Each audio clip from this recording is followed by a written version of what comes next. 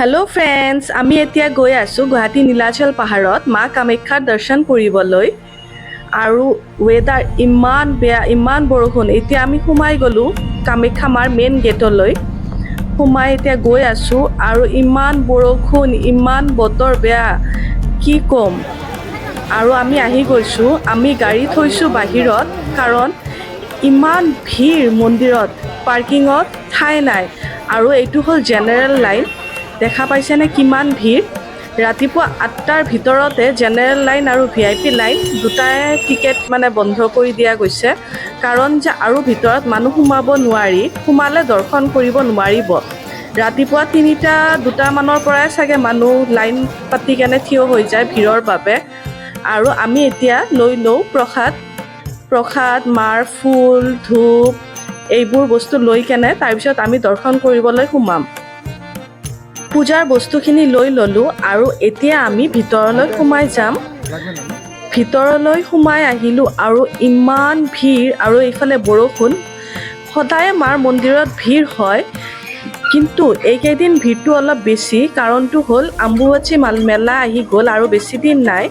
এই বছৰ 2024ত আম্বুবাচী লাগিব 22 জুন 7 আহাৰ শনিবাৰে আৰু সময় হ'ল ৰাতিপুৱা 8:35 আৰু এৰিব 25 জুন 10 আহাৰ মঙলবাৰে ৰাতি 8:56 আমি ধুনীয়াকৈ পূজা দি দিলোঁ আৰু মাক পূজাত দিয়া নাৰিকলটো ইয়াতে ভাঙি দিব লাগে ভাঙি পানীটো দিব লাগে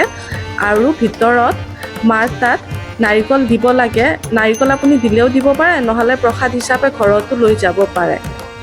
আমি ইয়াতে অলপ নাৰিকল দিলোঁ আৰু অলপ প্ৰসাদ হিচাপে ঘৰত লৈ আহিলোঁ তাৰপিছত আমি ইয়াতে চাকি আৰু ধূপ জ্বলাই দিলোঁ মাক পূজা দিয়াৰ পাছত লৈ ল'লোঁ প্ৰসাদৰ কুপন আৰু পাই গ'লোঁ প্ৰসাদ আজি মই বহুত লাকি কাৰণটো হ'ল প্ৰসাদ সদায়ে দিয়ে টাইমিংটো হ'ল 12টাৰ পৰা 3টালৈ আৰু ময়ো মাজে মাজে মন্দিৰত আহোঁ কিন্তু প্ৰসাদৰ টাইমিঙৰ লগত মোৰ টাইমিঙত নিমিলে কেতিয়াবা হয়তো মোৰ পূজা দি ওলাওঁতে 3টা বাজে আকৌ কেতিয়াবা আবেলি হয় সেইকাৰণে প্ৰসাদ নাপাওঁ বাট আজি পাই গৈছোঁ আজি মই বহুত লাকি আৰু ইয়াৰে প্ৰসাদটো ইমান টেষ্টি হয় মোৰ বহুত ভাল লাগে